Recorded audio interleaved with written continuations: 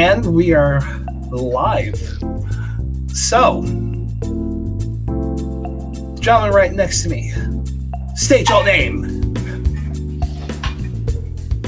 I'm Brian the Observer of Brian TV.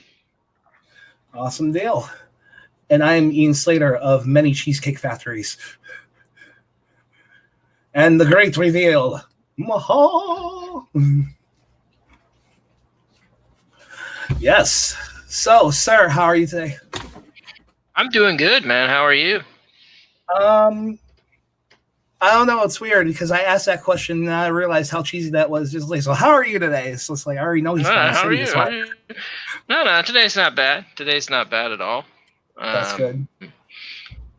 Just chilling today. Did a little bit of housework, and I ate some chef salad, and I'm here. Ooh, I haven't had a decent chef salad in a very long time.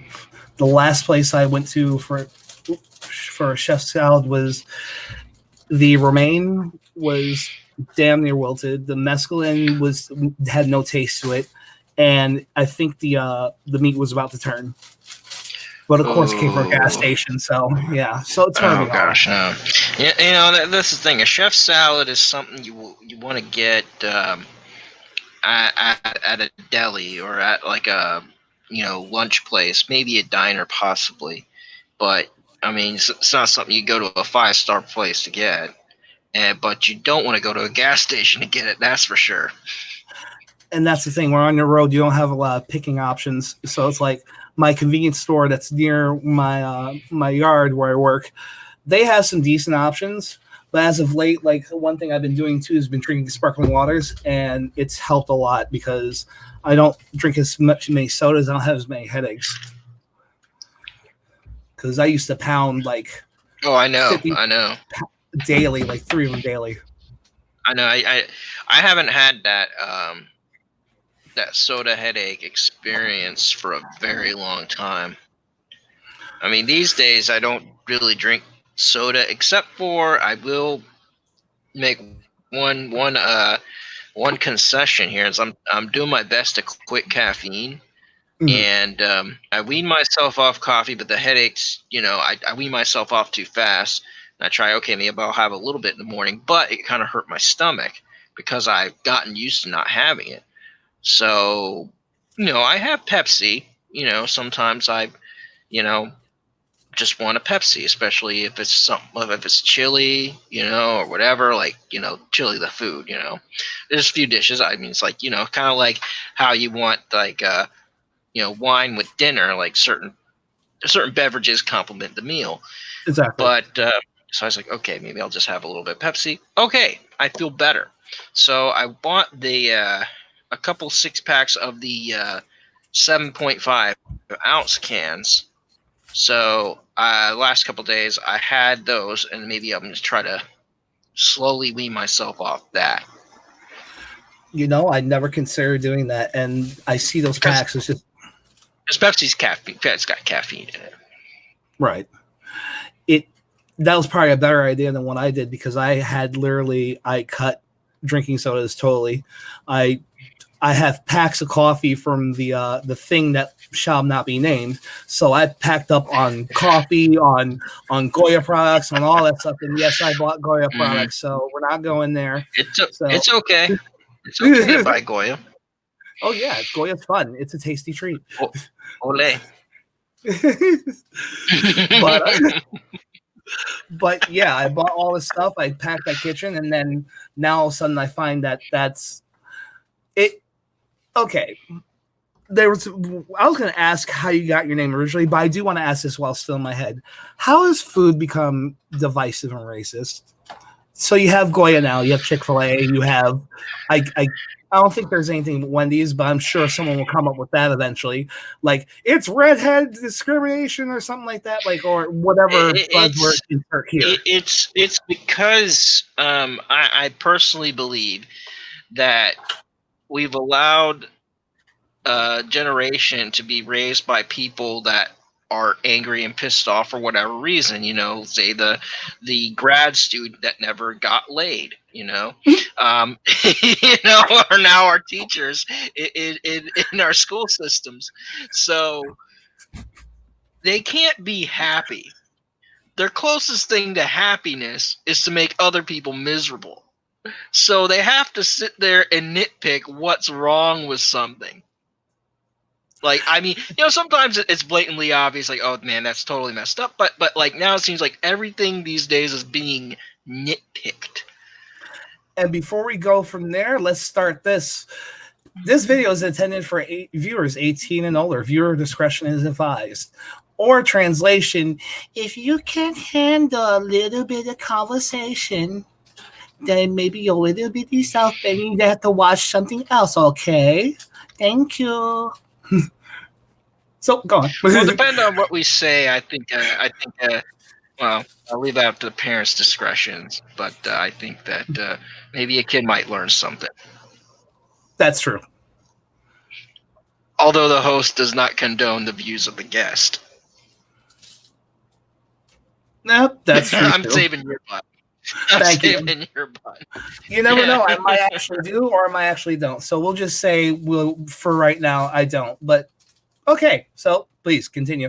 I love this fact. I never thought of it in that aspect of a person not getting laid, but you actually, it's partially a joke, but it's also partially true. If you've ever seen that man or woman that gets twitchy if they haven't had the time for that to actually happen in their life, or if they can't get it in their life, it does something weird to the mental faculties. Yeah. I mean, I think it's this, and also they put pressure on themselves to put like their career or money or just about everything in front of the primal urges, the primal desires, the primal functions that we were all born with. And there's a time and a place for everything, but sometimes you just got to take time to be a human. And if you don't take time to be a human, you're going to turn out to be something rather inhuman, something rather unpleasant. Could it be, is it the basics of you're going against your own programming? I think so. I mean, we all have a choice, and we could all say, all right, I don't have to give into this now. I could put it off for a little bit of time. There's sometimes, it's like, okay, I really have this deadline to do. It's like, okay, yeah, I get that. But sometimes what we do is we tend to want to get to the next thing, just whatever it is, whether we're proving to ourselves because we can be our worst critic, or whatever we're proving to maybe disapproving parents. Maybe we're proving to, like, say, from the feminist side of you, it's like, oh, I can do anything a man can do. I don't care, blah, blah, blah. And they break their bodies to the limit, or vice versa, or whatever, So sometimes it's just, they just go push forward, and then it just winds up hurting them as a human. And then like, before you know it, 5, 10, maybe 15 years go by, and they realize, gee whiz, I missed out on life. And unfortunately, they take it out on other people. And they sit there and they believe that their view is the correct view. And not only that, questioning their view is a carnal sin in their mind. And it just breaks their mind. And they just don't know where to go. So they just function and roll off this stuff. No, go ahead. Now, that breaking of the mind, it seems like, again, it's that going back to that going against your programming type deal. Is it something, it seems like it's just like they know that if they accept what you say or a person says, man, woman, child, or, soda bottle, and it's the truth, the actual cold hard truth. Do they think, I guess, if they accept that truth, then their whole world shatters in a way to the point where it'll actually literally break their mind? Well, it could, because their mind's already broken. It's fragile, put together. But the sad thing is, they believe that if they are wrong, they can't be wrong. It's like they can't be. They absolutely cannot be wrong in anything. Like if you made a mistake, like say, like let's take it. Let's for example. Okay, many people think a podium is a big tall box with a microphone sticking out of it. That's Mm. actually a lectern. That's a lectern. A podium is when you have a apple box to stand on to get up to the lectern. But we just like we just kind of accepted this term podium. And then if someone knows what they're talking about, says, "Oh no, it's that's actually a lectern. A podium is that apple box you stand on. It's a soapbox." Mhm. And you get the wrong type of person with the wrong type of thing. When I mean wrong type of thing, I mean the type of shatter mind type. They'll just sit there till they're blue in the face, swear up and down that a lectern is a podium. That's the way it is. That's the way it always will be. And there you go. Or like Colby cheese, for example. Whenever say, okay, Colby cheese, and typically when someone goes out, when they think they're getting Colby cheese, they're actually getting Colby Jack, and then we're actually given real Colby cheese. It's like, why is this yellow? Why is this cheddar? It's like, no, Mm. that's Colby cheese. It's like, no, it's supposed to be like orange and white. It's like, no, you're thinking of Colby Jack, type of thing. And then so people will argue. I mean, it's one thing. It's like, oh yeah, and I mean, normal people. Oh yeah, okay, so I guess, okay, yeah, I get it. I learned something new today. But these type of people, they're just so, something must have happened to them as a kid, or maybe the way they were raised, or something to get them to just think like this. And it's not just, and typically right now we're seeing it, we'll say on the left slant of things these days, but it's not always like that. I've seen it growing up on the right slant of things, and some people, I'm sure, that act like that, and it's regardless of political spectrum. Mhm. I've had interesting conversation, which I was kind of not expecting, to tell you the truth. Like it actually really did catch me off guard. It was on Twitter, of course, so I should have known better. That was my first mistake. First mistake. The gist of it was basically, um, it was Bernie Sanders had said something during one of the debates concerning legalization of marijuana. He said something to the effect, just not verbatim, if you want to sell weed, I'll help you sell weed too, or something to that effect. Like basically, if you want to get into the business, I'm believing the context was if you want to get into the marijuana business, Let's make it easy. then yes. Now, the person that I said something about is like, I'm in, it's a good idea. I have to find that tweet. But the person said, well, that's not right. But you were stating that you were quoting Bernie. Is that what set them off, or was it the marijuana thing? It was basically a little bit of both, I guess. It's the fact of, because the response was something effective, well, drugs have kept minorities down, and this, that, and the third. And I explained, well, if they're making a business, then if they're having trouble, then a little help up wouldn't hurt. Mm-hmm. That's fine. Everybody's going to need a loan. Everybody's going to need a chance to actually make it. That's fine. It's not like they're going to be led all the way. It's like, here's a loan. Here's some product if you need, or, well, not even that, but what I'm saying, how you start a business. You get a loan, you have your building, if you're doing brick and mortar, just like any business. And we went back and forth. She said something to the effect of, well, this is why you vote Democrat, you libtard, this, that, and the third. Well, you were talking about business. That's pretty capitalistic.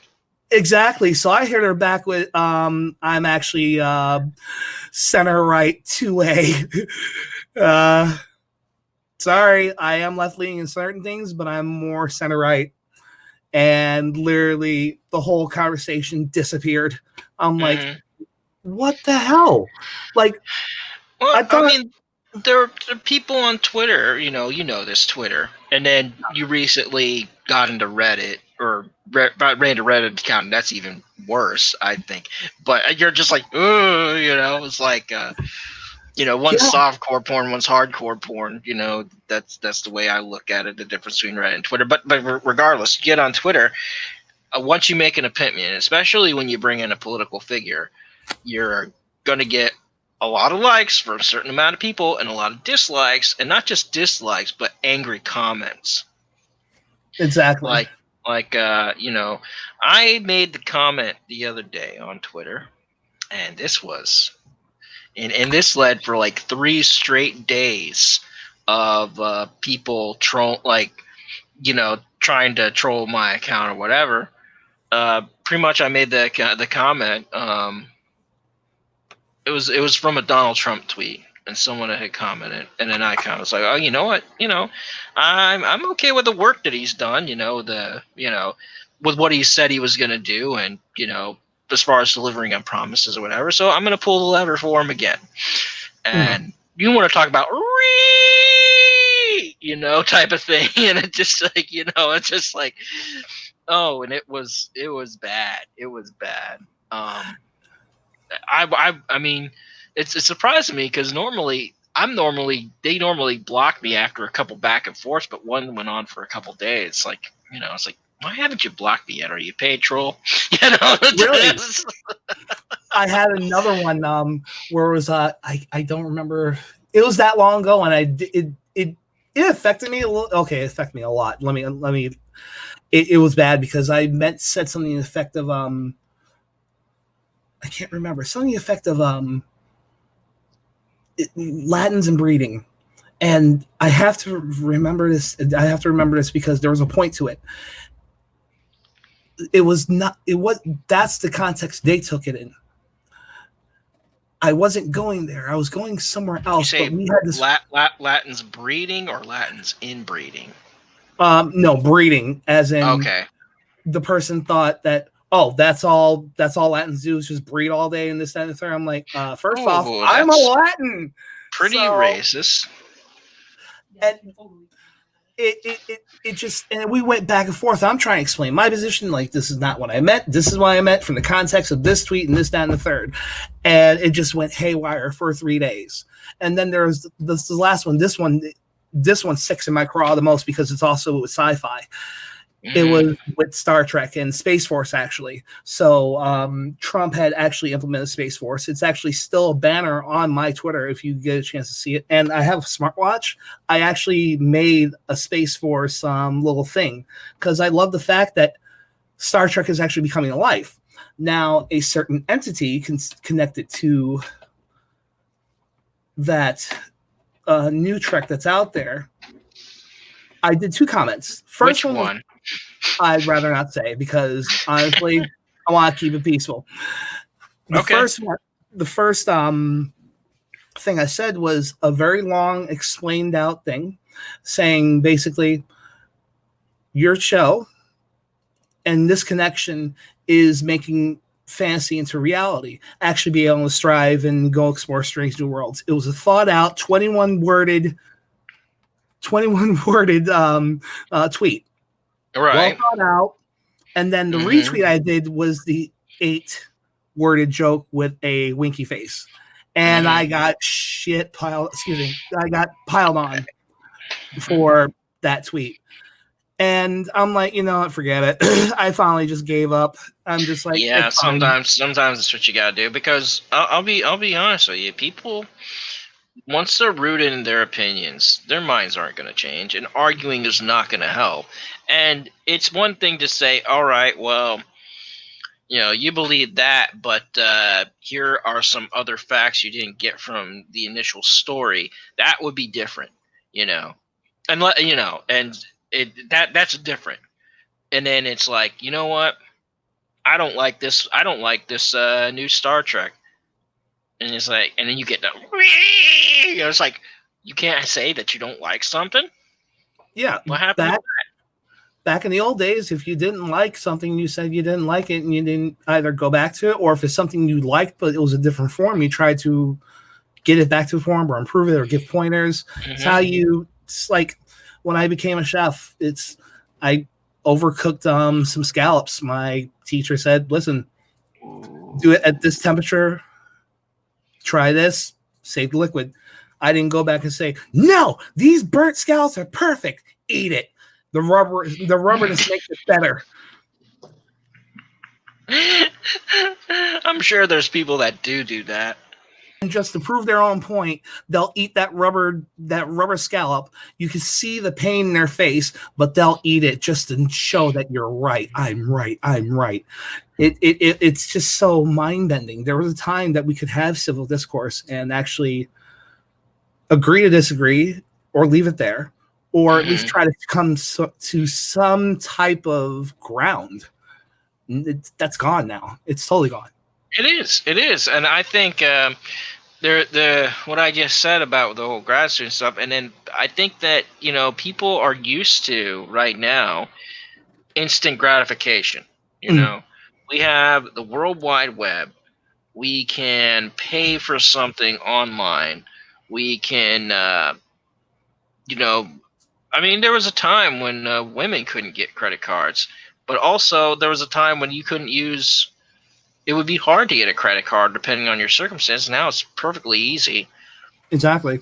And now you do it. Now you do it with your phone. You could scan with your phone. And it comes right out of your bank account, which I think is dumb. For identity theft reasons.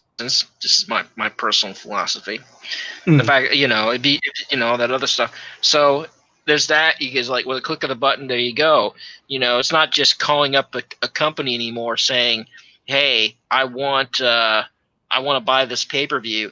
Now you can just go, I have the pay-per-view, or I have this new cable package, or I have this streaming service, all with a click of a button, all with a click of a mouse.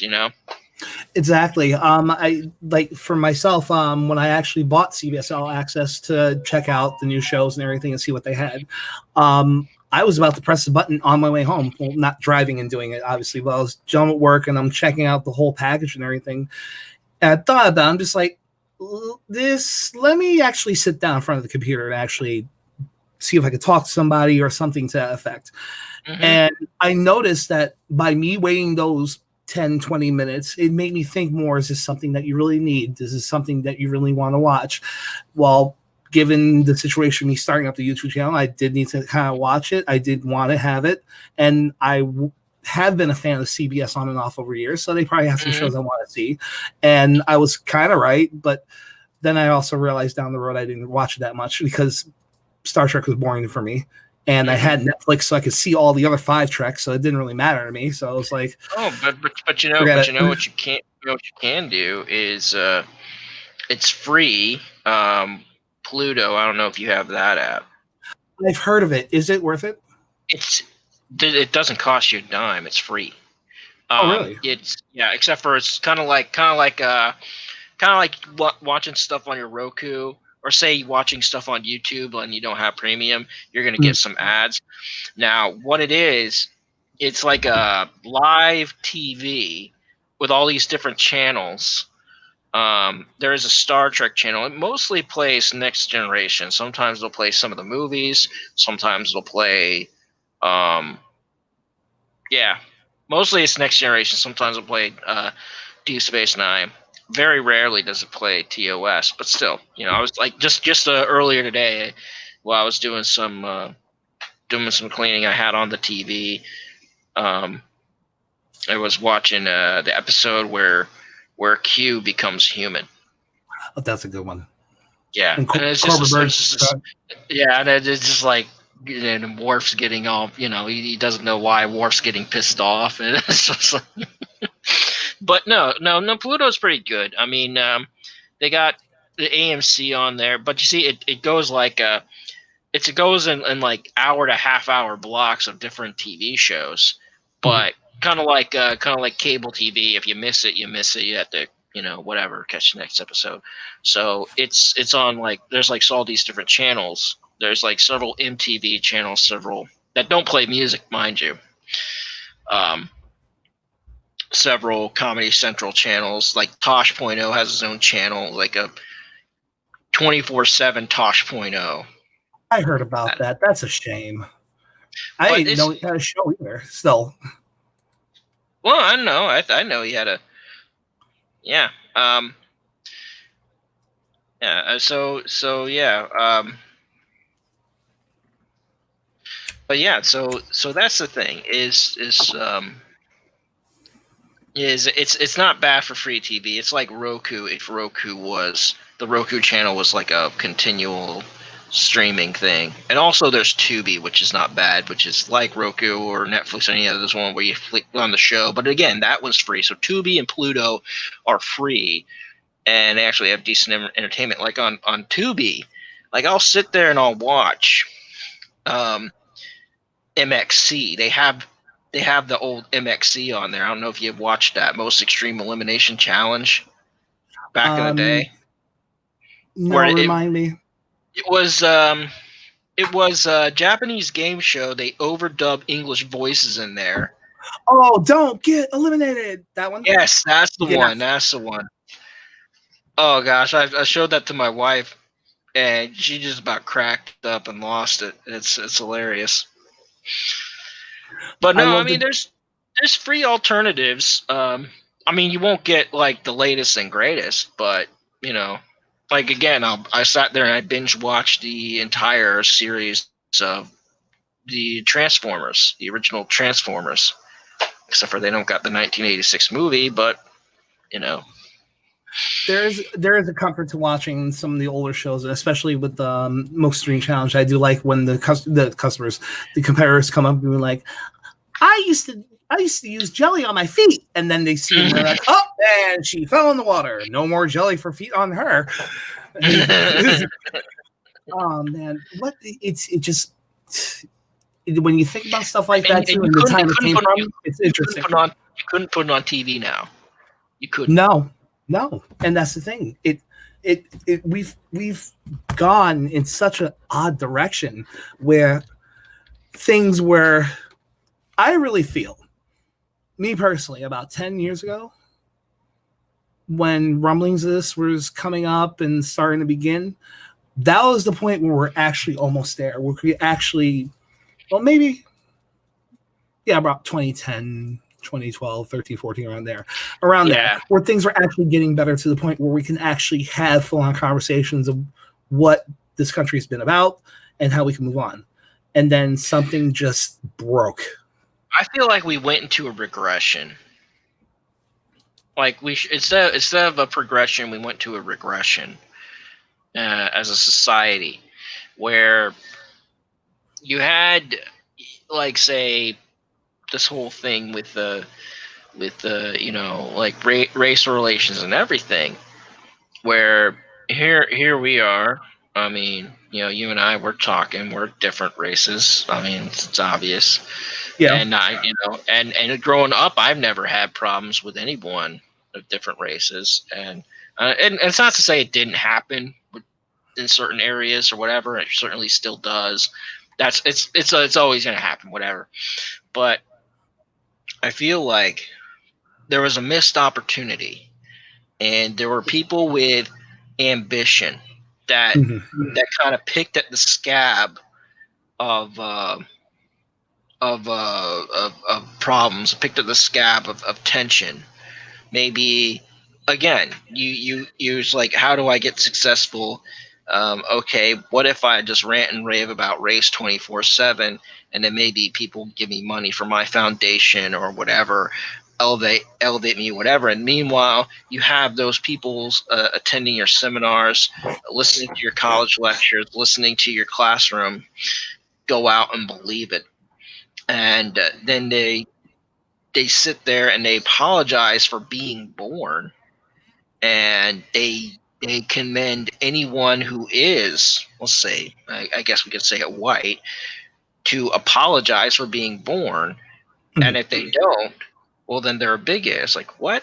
No one should ever apologize for being born, no matter what they're born as, who they were born, when or whatever. But no, it's just they exacerbate, and that's just race. And then there was the gay thing, and then it's like, okay, now we're gonna do the trans thing, and then when the trans thing didn't work the way they want it to, especially in sport, then it's like, okay, maybe we'll go back to the race thing. And it's just And like, and it's like you're making money off of people's strife and anger, and a lot of it's artificial. And it's another form of self-harm too, because because this is how old I am. A lot of the big things, and I'm pretty sure it happens now, but I'm not sure if it happens as much. But also, I'm not in high school anymore. There are people that were into self-harm, so cutters, and I'm sure it's still out there.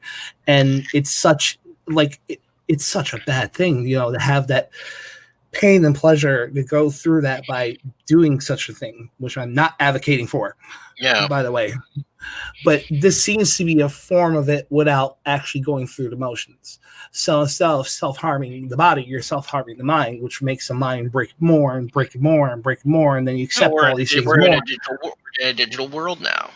Yes, it's very scary because at one point this year I did see something where they were trying to target black men as the new white men. And I'm just like, get the hell out of town. No, no, no, no, no, no, no, no. It's really bad. You're doing it to just one group. The very thing we've been trying to have not happen, because we've had it in one way or another back in when we've seen our ancestors or our grandparents or parents or what have you. And now we're going to just totally flip the script and be like, yeah. I'm like, no, no, no, no. We can't be doing this. And it's sick. I mean, when I don't get what people's problems are, and again, people want to be angry. A lot of people are angry because they want to be angry, because they want to feel like there's a just cause, so they want to be a part of something. So even if it's being part of the mob, then that's what they're going to be. And I've seen, and it's so sad. I see the memes of like let's say the riots and stuff. I see one where it says this is a BLM rally, spot the black people, and it's interesting because it's like mostly they're all white. It's like, where's the black people? And I've had a theory about this. Like, first off, I've said this before, I'll say it again. I am not with BLM. It's definitely showing its true colors, and this is why. So, take it from a person of my view. Now, in my personal life, I've definitely had my slings and arrows and slights and what have you. But this is the thing. The one thing I learned, and maybe it's from being raised how I was, but also life experience. I may have been victimized, but I am not a victim. And that mindset and those phrases, I don't know if this is an actual saying, but if it is, now it is. So here I am, 9:26, 5:39 p.m. There we go. I did it. Give me money now. But it holds true. Yeah, I've been victimized. I've had these things happen to me, this, that, and the third. But I also recognize that I can't be a perpetual victim. I can't keep saying, well, it's me. And when I was younger, I did have that. It's just like, oh my God, what am I doing here? But then I tried not to keep going through there. And it's actually helped me mentally and financially too, because when you actually think you can do something, it builds. Like, I didn't think I could do this. I'm pretty sure you had your doubts about starting your own channel and then rebranding and doing what you had to do and then building an actual platform and building a business. But eventually you have to be able to be your own cheerleader. You have to be your own star player. That's my favorite line from Cat Williams. You have to recognize you're just your star player. And it's so true. Stop being a victim. Oh yeah. Do something about it. I mean, I could easily go down the list, and if I wanted to be perpetual victim, I could. And I think anybody could, to be honest with you. Of course, they could find that one instance or several instances or a few times or rack them all up or a series of coincidences making like, oh, the world's against me, things like that. Doesn't matter. But I think you're right, because actually, no, I don't think I know you're right, because and it goes back to what I said, you got some people out there that don't know happiness. They keep playing the victim and everything else like that. And they don't know happiness. If they were to stop being the victim and actually go out and be their own champion, their own hero, their own star player, their own MVP, as you said, and then actually make the money, get a decent house, get the good job, or start their own business or whatever it is, what have you, and actually enjoy life, enjoy the fruits of their labor. Like it's beautiful outside. Can you recognize it's beautiful outside? That's a blessing in itself. But no, you have people that constantly play the victim, and then when they do that, they're not happy. And when they're stuck in that quagmire, the closest thing to happiness is to drag someone else down into that quagmire. Yes. That's it. And it's a shame too, because it's pleasure and pain. It's that self-inflicting thing where now I get to see someone else come down. It's emotional sadism. It's emotional sadism is what it is. Okay, that works. I didn't even know that was a term till now. But well, we're making brand new copyrights for T-shirts on all this, so it works. So we're clicking with ideas here. But it's so true. Like even in the beginning when I made the joke about, oh, you look like I get sometimes you gotta freaking laugh at it sometimes, because there are, like, I understandably so, that there are people that can't get out of their own heads, and I have that to a point myself. But eventually, you have to come to a point where constantly being the perpetual victim, we cannot deal with you anymore, because now you're dragging us down. Mm-hmm. You're dragging us down as a person, as people, as a family, as a group, as a job entity, as a society, and now we're seeing, instead of a one-on-one scale, we're seeing on a massive scale where it's just people constantly, it's like, you respect me, I am a victim. No, respect yourself. And you know what? I think maybe it's time to say a phrase that I'm sure any kid's parents has, almost, I don't know about now these days, has probably said to them. And that is, the world doesn't revolve around you. It works. Yeah. And the other big one is no. A lot of people have never been told no. Yeah, some people need to be told no and need to accept no as an answer. That's the thing, is if I'm told no, like say I can't get a loan, or say no, we're not going to move forward with this project, we're going to do this project even though said project sucks, right? Or we're going to table your project. I cannot just go out and do said project because I could get fired, I could lose a contract, whatever. So I just have to accept it. It's like, okay, well, we'll see what else we can do. And I have to sit there and think, what else can we do if we can't do this? That has to be the thing. There's things like that. And then also it's like, no, why can't I have this? Well, because we're out of this meat, we're out of this sauce, we're out of this ingredient, we can't do it. It's like, okay. And I have to think of an alternative. Like, well, maybe I'll go with something else. Yeah. Of course you see those videos of what was it? It was like at a drive-through, and apparently they didn't have chicken nuggets, or they didn't have sweet and sour sauce, and the lady like lunged through the window to try to pull out the cashier. This was like a couple of years ago. Yeah, that's how bad it's gotten. No. Really? Yes. Yeah. Oh my God.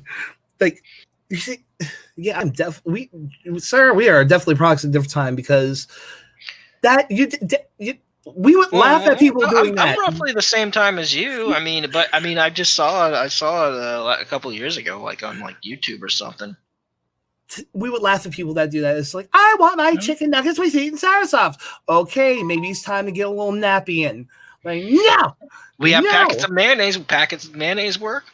Yeah, I'd rather have a packet of mayonnaise and sweet and sour sauce, to be honest with you. Ketchup, chicken and ketchup, or wait till you get barbecue home. Sauce. Right. If you don't like barbecue sauce, honey mustard, or even better, this is like a good little hack. You have a packet, like, let's go make it easy. You have a packet of honey. If they run out of honey mustard, you get some mustard packets. You put a little bit of mustard in, you mix it in, and it actually might taste better than the actual honey mustard they have. Or you do this. You go to the Chinese takeout next door, and you get a packet of duck sauce. There you go. Exactly. Now, there are some no's, and I want to get into your T-shirt because that's now how it happens for me. I'll usually start the setup for the stream, and then when I click in and anybody comes in, I'll see the flash of the person, and the first images what I've seen, like you'll see one with I was wearing a Yankee shirt, the other person was wearing a Giant shirt. It worked perfectly. We didn't pre-plan it, but then this happened where I just put this American flag up about a couple days ago, and then here's Brian with his American flag and the shirt. But also, I think someone will be a little mad. Oh, bother.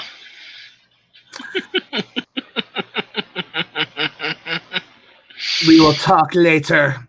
Right now, we'll get later to business.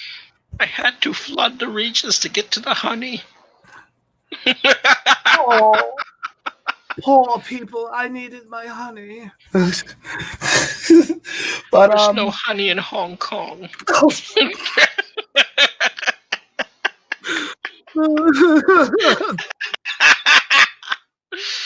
Oh. Yeah, no honey, but there's definitely freedom while it's left. But here's the other part. Here's the other half of no. This is the best part of no. Exactly what you're saying right there. Communism, slavery, socialism is a bad thing. Those isms that are against our culture that we're saying no against. Now, those are no's that we should be getting down with. Yes, yeah, there you go. You know what I'm trying to say? I'm trying to find the words, but I think we're on the same, you know what I mean? Mm-hmm. No, I'm with you there. So how did we get from the no's of I want my chicken cheese salad with Szechuan sauce like no to accepting probably future infiltration of this ideology going further? Yeah. Well, I And not think saying it's I think it's again these people that don't like being told no like the idea of okay, well, what if we have an established system with a guaranteed income and everybody gets the same stuff and the government takes care of everything and you don't worry, you just whatever.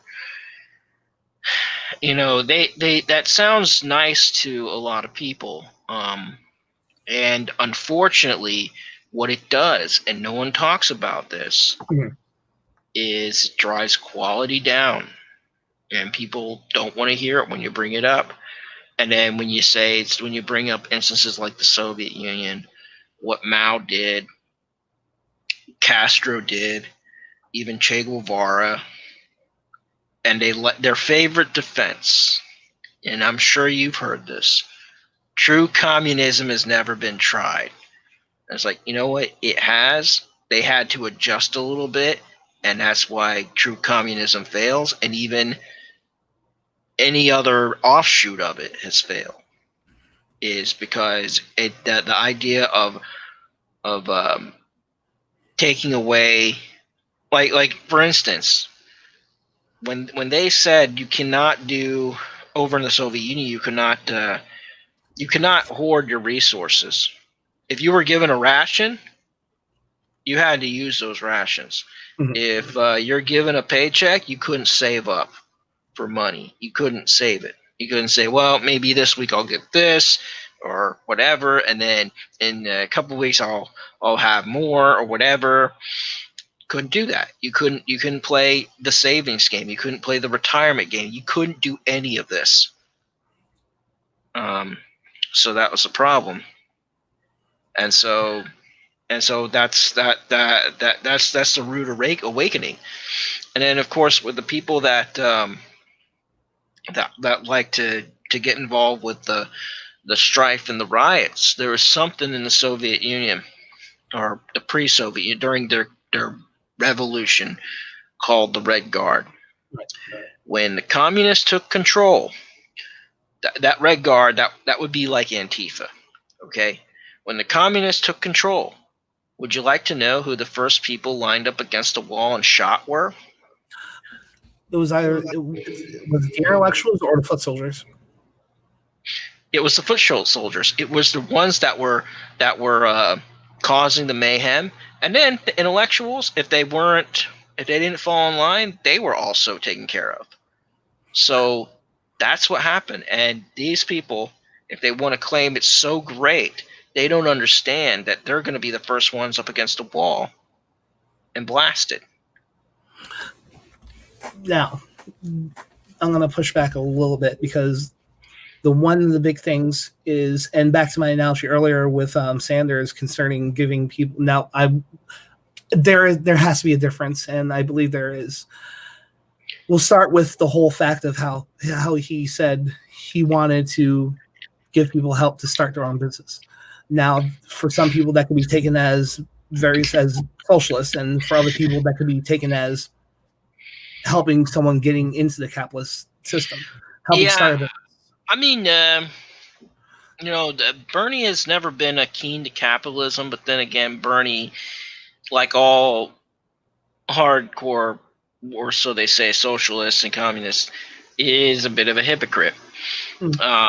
So, but again, I mean, regardless of marijuana or whatever it is, once the government starts, let's just go with that. When the government starts picking winners and losers as businesses, not exactly, okay, we're either socialists or we're not, but when you start mixing the two, when you pick winners and losers, saying, okay, we're gonna let the marijuana industry win, and we're gonna set them up to do that, and they can do whatever they want business wise, sell whatever, and then you say, okay, but if you sell firearms, you're done, you're out of business, you even attempt to, it's illegal, all this other stuff. I'm just using that as an example. Or say gasoline or whatever that they don't like. Then what you've now become, once you become a hybrid of capitalism and socialism, capitalism and communism, what you have is fascism. Because, there's the Volkswagen, the people's cars, what Hitler called it, which where we get Volkswagen today. He also instilled a government union. He imposed high regulations, and Mussolini did a lot of the same stuff that Hitler did. I would call Mussolini more the fascist than Hitler. Hitler was just a flat out tyrant. They were both tyrants. They were both evil.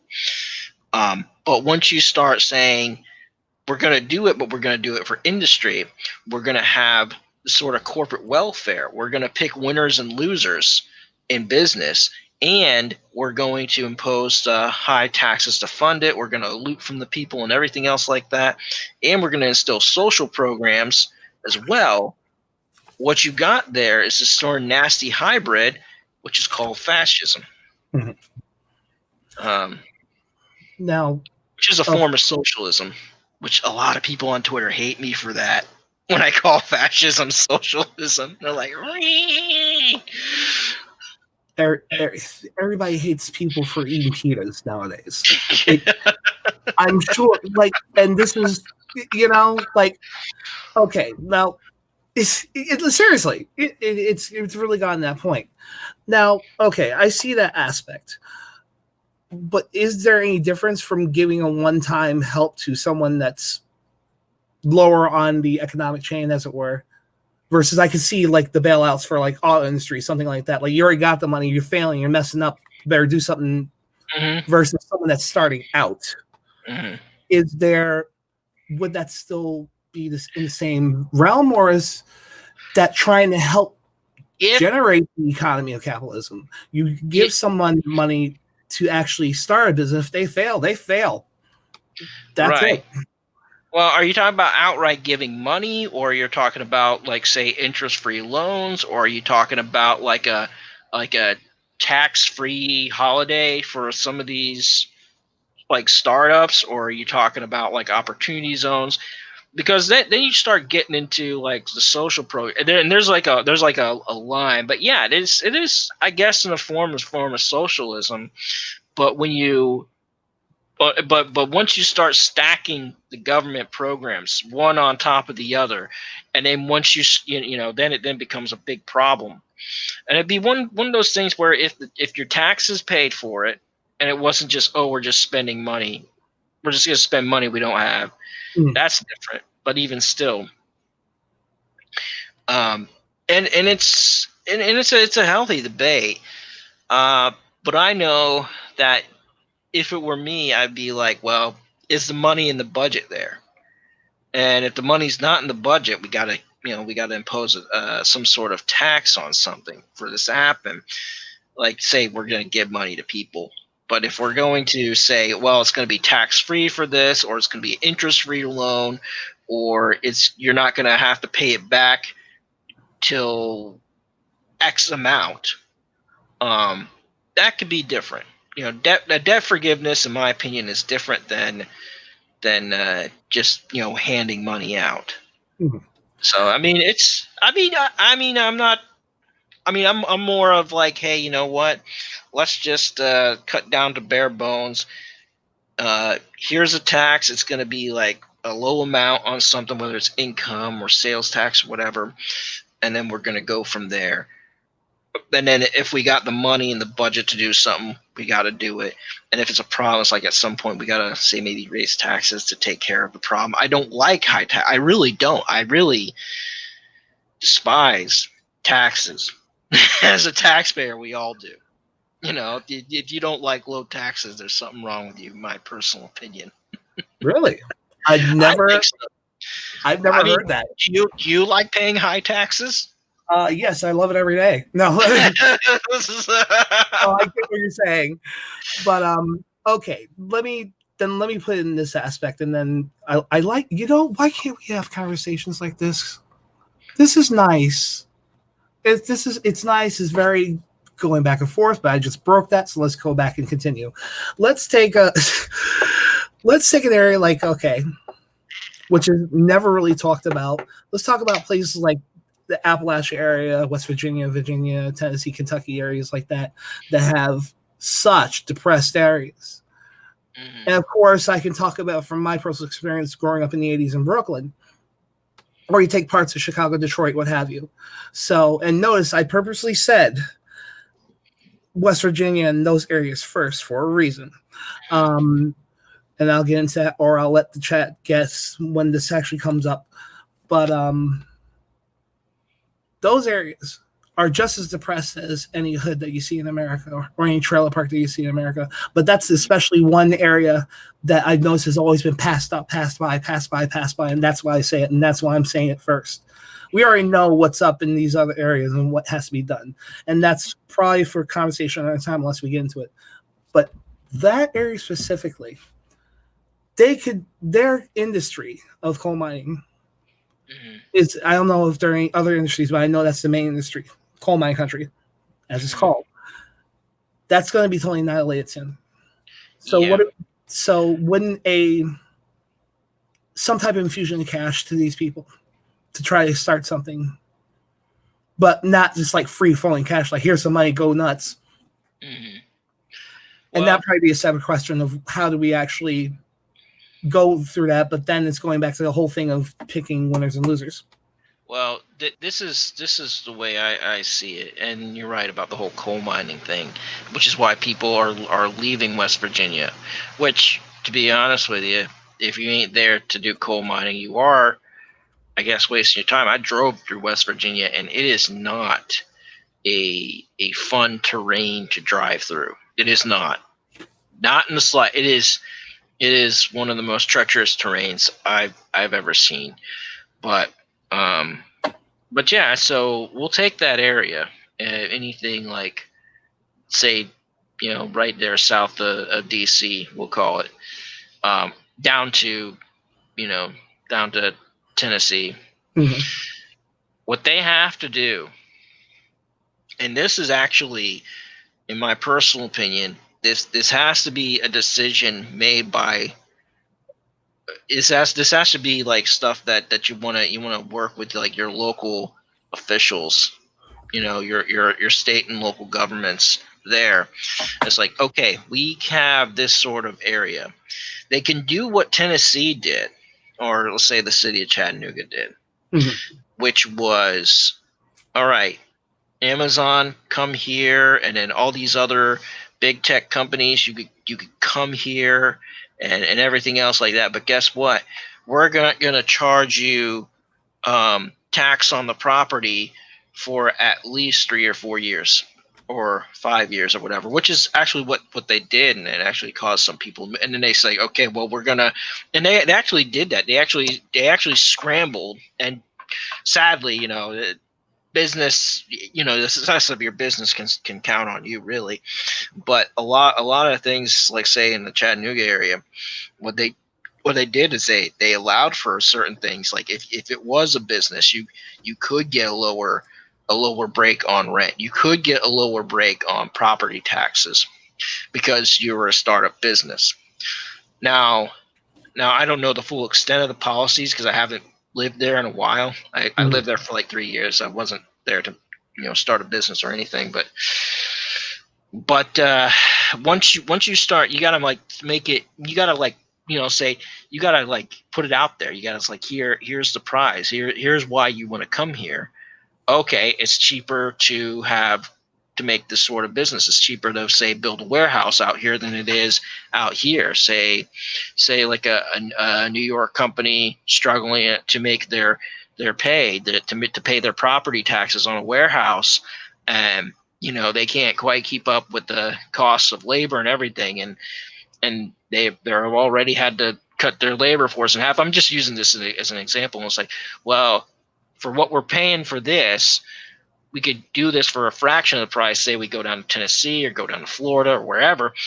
And so it has to be dependent on the local government. It's like, what, if we slash it to where you could have these new buildings and businesses and whatever at a lower price to make it attractive. That's the reason why you have a lot of big tech leaving California and going to Texas. That's the reason why you have this proposed deal, taking TikTok away from ByteDance, at least for the American side of things. It was Walmart partnering with who was that other company? I forget. Actually, I don't know. Okay, so they're partnering with a U.S. company. Two companies, mostly going to be Walmart, and they're going to be doing it in Texas. Once they iron out all the details, that's the idea, is go to Texas and not go to California, because, hey, it's cheaper in Texas. And imagine that, one of the first social media stuff in America, not in California. Who was in California? MySpace, Facebook, all the people in Silicon Valley. Right. So that's one aspect of it. So they have this decision to make, which would be like, okay, if we do it, say, hey, maybe big companies can come here, maybe we can have people, have better access to jobs, not just working for Walmart and Amazon and the grocery store, which there are always going to be people there, but maybe like a steel mill, maybe a sawmill, maybe something else, or maybe certain chains, certain things to come there, maybe a luxury hotel if they could have like a mountain air resort or something like that. So that's going to be on that. They're going to have to say, okay, what is it about here that makes people want to be here? Can we exploit this? And in order to get more revenue, can we make it cheaper for people to come here? Another thing, maybe lowering property taxes and all this other stuff, because you're not going to get the revenue if people are leaving. They have to stay for some reason, and you got to make it attractive for people to stay. So it also comes with like a creative marketing idea. It's like, okay, come here and you're not going to pay as much. That's a very attractive. So that would be my suggestion to the area. I've always thought of it like this too. Okay, so over the years we've seen how Main Street's basically decimated. So we'll keep with the Appalachia area, and especially right now, how things have gone, where people are starting to work more at home. Let's just say we have Brian and Ian's widget factory. So, for lack of a word, let's go into economics. So we've created this widget factory. Now you're creating where you are, and I'm creating where I am. Now I'm in the Northeast, and you are. I'm Southeast. I'm in Florida. All right, so I'm in New York. So there you go. That's two states that are very, very prominent in certain aspects. So we managed to do this whole thing between two states, and we're doing it in our areas. Now let's just say our areas are just decimated, but we can find a way to bring money and maybe even brick and mortar in as a small business. Wouldn't that be better?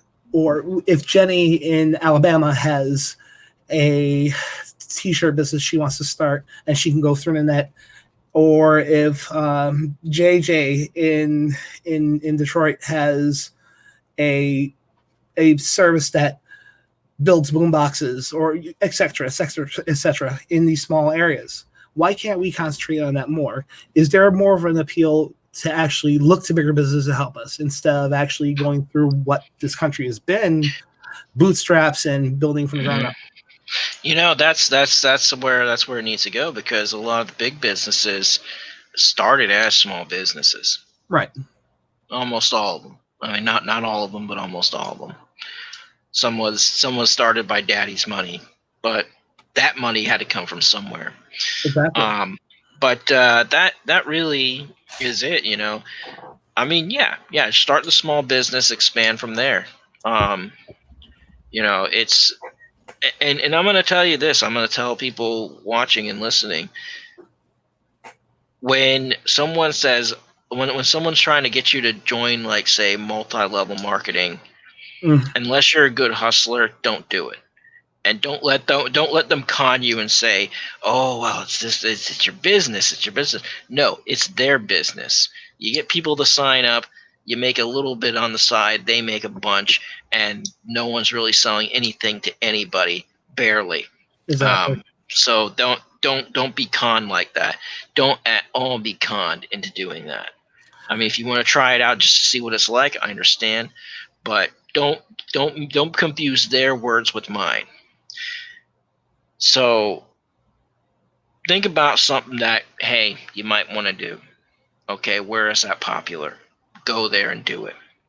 Now, if you can't go there and do it, like for instance now, where a lot of us are either shut down, or once we go to a new state, we got to quarantine for a while, and then depending on what it is, um, then you got to think, okay, what else can I do? And can I make this more localized? So with the announcement yesterday by my governor saying, forget this, we're open, forget it, we're open. And then saying any local government, that any local city or county that has a mask mandate, you can't impose fines. Forget it, you're done. We're open. Forget it, we're open. You know. Now it's like, okay, well, now we're open. I mean, back to what I was doing before. You know, I obviously, people are gonna have to book stuff or whatever for me to work, but I'm not gonna sit there and wait on that. Maybe I can do my own stuff. You know, maybe I could go somewhere saying, all right, let's do some local showcase. And what it's gonna do, I think, so it's going to bring back territorial entertainment. Mhm. I mean, yeah, you can make it worldwide. You could broadcast it worldwide, like we're doing right now on YouTube or Twitch, wherever this is going to be, worldwide. But you can make it local. You can showcase it local, and then you broadcast it out, or maybe live streaming, or you could broadcast it out after you have said event. And it's not like, I mean, let's look at what's coming out of the music industry or the Mhm. film industry. Mhm. Right now, we don't have the pick of the litter, even though Hollywood wants to tell us otherwise. Right now, we don't have the genres of the litter. Uh, whether like LA wants to tell us otherwise. As far as what's coming out of there, what they're pushing. But I guarantee you, there's someone in your backyard, someone in your area that is talented, and you could showcase that. That's just one aspect. It could be not just that, it could be other things. That's just entertainment. But outside Yeah. entertainment, there's other things, like, again, the t-shirt thing, you know. And guess what? You can get your local peeps to showcase your T-shirts, have them go around town wearing your T-shirts, and then you could kind of film that into some sort of commercial and say, hey, buy my T-shirts. So Jenny in Alabama can have her booming T-shirt business. Yes, you can collaborate that way. So Brian Ian's Widget Factory features Jenny's T-shirts and JJ. So like T-shirts. I'm reminded of John Waters. John Waters, he started off that way back in the old days, quote unquote. Robert Rodriguez had $700 for a budget for his first movie. There was a guy on YouTube a couple years ago that basically put his whole album on YouTube and it blew up. Then of course you have stuff like this, what we're doing. Like I think what the thing that shall not be named, like I know we can say it, but I think it's cute you say it that way, Voldemort, stuff like that. It's cute. But this should have been the time for a lot of us to be like, okay, what am I gonna do? What do I have to do from here? I just lost my job, or I'm an essential worker, so this is all I'm doing. Now, if you're an essential worker and you'll be able to make more money, and then you had the added bonus of getting that STEM check, great. So now I got some extra money coming in. I could pay off my bills, but then I have a little left over. I've always wanted to try to build that hoverboard. Maybe I could buy some extra parts here. So you buy a can here, you buy an air filter here, you buy this here, you buy that there, and you have time. So you're not really doing anything. Yeah. Or if you don't have that job, you have that money, you have the time. This is the time to basically check off that bucket list, to check off that you get to say age 50, age 60, and you say, I should have gotten to this business. I should have done this. I should have gone there. I should have made this work. And I know I could have made this work because I knew the schematics would work. I just never got the materials. Well, guess what? You could get the materials. You can get what you need. You can make that invention. You can make your thing happen. Exactly. Right now, especially, now's the time to start wheeling and dealing. So you got a guy who has a old metal coil, and he's looking desperately to try to sell something, try to make some money. And you just happen upon this metal coil, like, hey, listen, I got a couple of dollars here. Can I take that from you? And if he doesn't need it, he needs some money, he's willing to do that. Or you could trade with him. Hey, you need a dinner plate? Can I have that picture frame? Yep. And then you build your idea. And then you have a best story when you actually start your business 20 years down the road and you're at your annual meeting. I started my business with a cheesecake and a pencil sharpener. Now I'm going to be pondering all day what you could do with a cheesecake and a pencil sharpener. Actually, that's not a bad thought. You know who would know what to do with the cheesecake and pencil sharpener? Who? MacGyver. Yes, he is a blessed one. Blessed be the MacGyver. First Church of MacGyver. That's blasphemous. I know. Then again, you wanna do something real quick. Come up with like a funny religion and get that tax exempt status. It can be done. John Oliver did it, and he was able to do it. It's funny how he was able to do it. There are episodes online. You'll be able to see it. It's funny. Like I think there is a Church of the Jedi, if I'm not mistaken. I think so. And I know in 2006, I don't know if it's there. It probably took it down. They had the Church of Scott Bakula.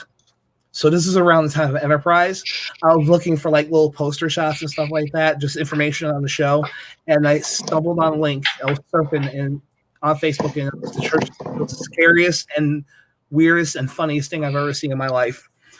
I'm just like, people took the time to actually build a church for Quantum Leap. Awesome. Scary, but awesome. If they discover something like that, then it would be considered a prophecy. But can you imagine? I mean, heck, there's already these theories that are floating around. I think you and I were streaming with someone else when I brought it up about the conspiracy that Donald Trump's a time traveler. Yes, I was with you. It was on your channel. I joined. It was 2 other people, I believe. Actually, I think it might have been. I think it was Amy Kenobi's channel. Yes. Yeah. Yes. It does kind of make sense. It's a good story nonetheless, even if it's not real. It's like I've seen this all happen. I had to build a time travel machine. I had a cheesecake in one hand and a pencil sharpener in another. That $1 million I asked from my dad, do you think that was for real estate? No, that was just that was after I was done time traveling. I took a lot of gold from the past. I made it into bucks. Why everything's gold. But I also needed a distraction. I had to talk to this guy named Bernie. He was a avowed capitalist, but I had to change him over. I said, "Listen, Bernie, do me a favor. When you get to be about this age, go into politics and just start talking about democratic socialism." But that's not what I'm about. I want to make money. Just do it. Trust me. All right. You'll have 3 houses. What about the top 1% of those houses? Perfect. Just keep going. Oh my God. Oh, you see, this is what we need, just laughter and conversation. It's funny that the thing that started off our civilization has come full circle in a time where our civilization might be kind of ending. I still have hope. Trust me, I do have hope. But we're going to be going through some birthing pains here. We are. I mean, why do you think I'm trying to? Well, there's a few reasons, but one reason why I'm trying to kick caffeine is it might not be a time where I'm able to get it so readily. Mm. You know, and man, I mean, if I wasn't weaning off, I'd be in so much pain. I'd be insane. It sucks. Trying to kick that monkey. It's honestly just everything is put in perspective. Like, I've cared about my health, I've cared about this, that, and the third, but I've never had that push to do so. I've had people push me, but in the end, you got to start doing something, and it slowly started with one thing, and that's all I could do. I have to stop drinking sodas. I'm catching headaches. I'm going to kill myself. Start there. Eventually, I'm hoping to stop smoking. I know it's disgusting. I know it's vile. It's bad, and I've done it already 3 times already during this broadcast. But it's so hard to try to break out. You quit smoking 3 times? No, I've been smoking 3 times in this broadcast so far. Oh, you quit after you smoked one, then you start again. Oh, okay. I got you.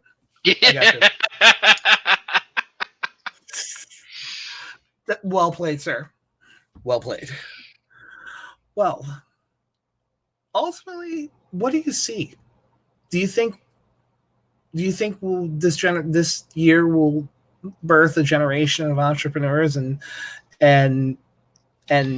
new capitalists, as it were, keeping the old traditions, trying to, you know what I mean? It's gonna depend. I think we were actually on that trend until the what do we call it? The Winnie the Pooh virus came into being, and then the whole world really did shut down. Some people want to say, "Oh, it's this one." So it's like, no, don't you know where it came from?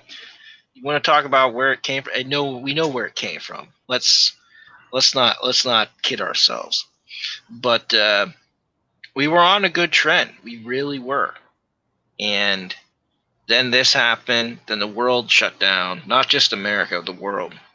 At different points and stuff. Now we got this genie that's out of the bottle. We're not going to get rid of it. Let's be honest. It'll just weaken over time like anything else, and there'll be a season for it, just like anything else. But But no, we were on that trend. We were on the trend for new entrepreneurs. We were on the trend for really good job growth. But I think right now is now people are now faced with the reality, and that reality is that job is not always going to be there. That even if you are going to come back to it, or say you might come back to a better job, the reality is that job is not going to be there. There are no guarantees in life. Period. End of story. So, are you going to be reliant on a corporation to keep you food on your table? The government to keep food on your table? Say you work for a small business, say a bar. That bar owner that you haven't worked for in months because no one's going to the bars right now. Well, some are, but you know what I mean. He ain't gonna help you because there's not that many people going out buying drinks because of curfews and stuff like that. So now you have to say, you know what? The only one that could take care of me is me and God. And so that's what you got to do. It's like, okay, well, let's see what I can do. What can I exploit? What do the people want? What's a good idea? Let's make it happen. And here's the thing: looking for the paperwork to do a patent is, my gosh, it's like finding a needle in a haystack. But and I don't normally tag things here, on people's podcasts, but I did find out that filing for a patent, $200 on LegalZoom. So there you go. I know I'm doing after the stream. Go to LegalZoom. I have a bunch of ideas. Trust me, I've had some weird stuff with cheesecake and pencil sharpeners. Oh gosh. Now, I want that to be a meme where something is like, this is what you can. Okay, folks, if you decide to do little joke videos, I'll set up something separate and we can go from there. But you gotta admit, this is kind of funny. It's corny, but it's funny.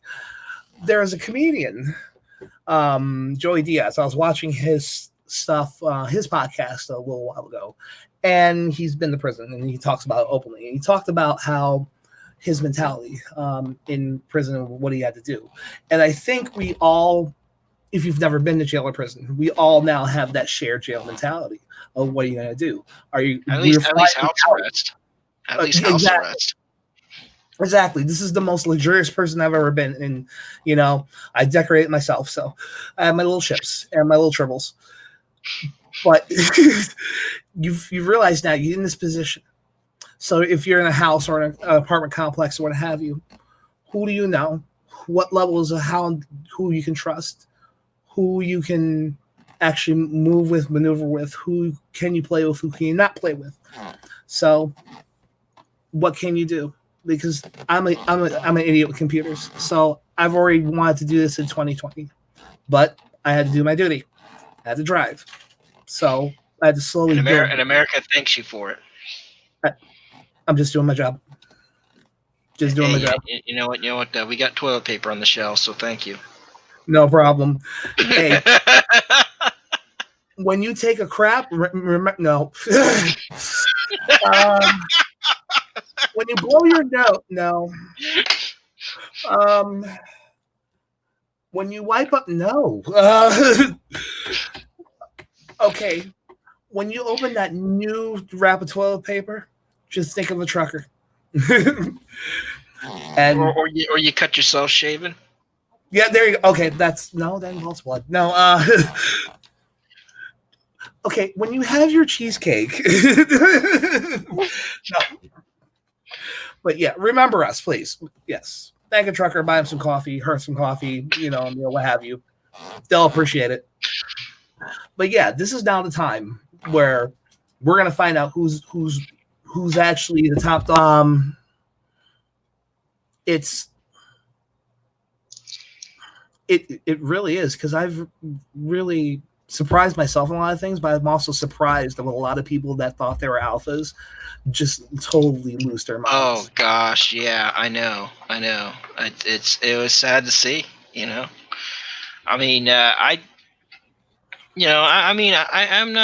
wasn't like really worried, but like, the potential for the apocalypse is there, and it could happen. And it's right for it. Right now, we're at a point where it could go one of two ways: either massive success or global catastrophe.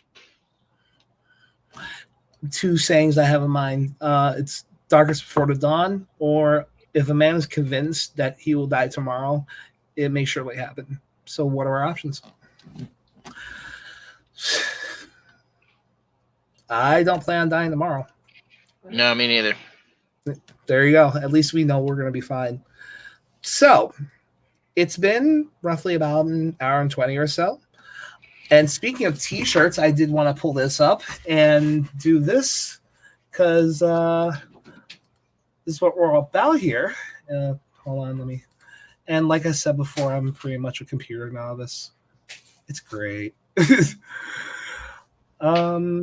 Okay, come on. Screen one, share.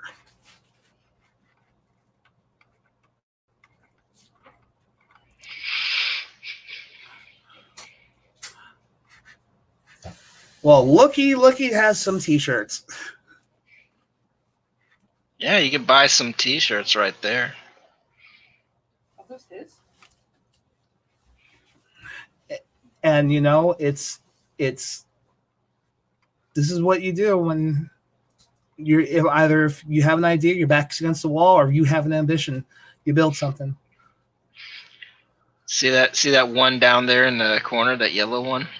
Yes. Can you read it? I was dissing on Disney before. Oh, ha ha ha ha. Yeah, ha. I couldn't actually say the word in there because Teespring wouldn't allow it. So I had to be creative how I was going to spell it out. Yeah, they kind of got a little hurt on that one. Yeah, they got some rules. It's oh, I like the mug. See that look? The mug here looks like you're a jazz singer. I'm not a jazz singer. Like that should be your album cover right there. It should be. That does look like an album cover shot, doesn't I'm it? saying the hat and the profile, everything. So let me go back up here. Oh, there's more down. There's more down there. Keep going. There's more. I got more. Oh! So the shirt is on for sale. Yes, it is for sale. Comes in Soviet red or black. Yes. And you have masks. You are an entrepreneur, my friend. Nice. Thank you. All right. So I'm going to go ahead and do this and remove. And we're going to go here. And I'm going to highlight you first since we're on both channels. And this is your show. You are going to go first and promote yourself, sir. Ready? Steady. Go. What's going on, everybody? I'm Brian the Observer from Brian TV, and you've been listening to me talk with Ian Slater, and it's just fantastic. All right.